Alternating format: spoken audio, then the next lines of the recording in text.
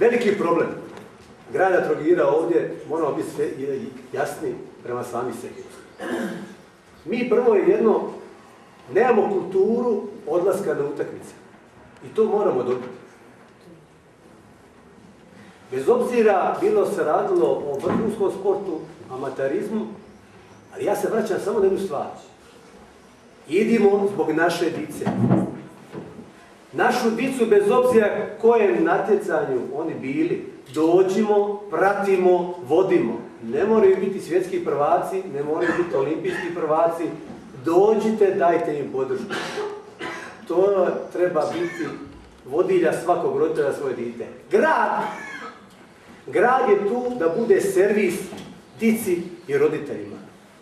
Ne može se dogoditi da, neću sad reći, da ne reklamiram sportaše ili sportove u gradu, da dica mlađi uzrast, ajmo reći do 17-18 godine, znači mlađi kadeti svojim zalaganjem, trudom, znanjem zasluže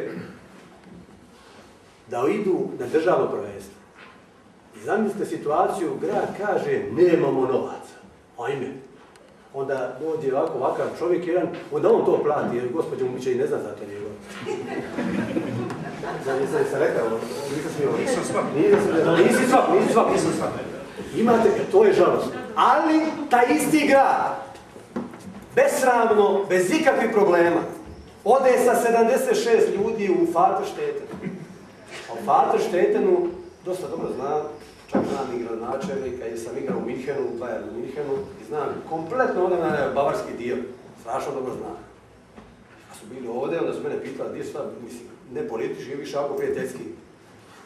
Za 76 ljudi smo mi riješili putovanje u Vaterstetten, putovanje u Mađarsku, putovanje u Italiji, gdje smo povratili sve?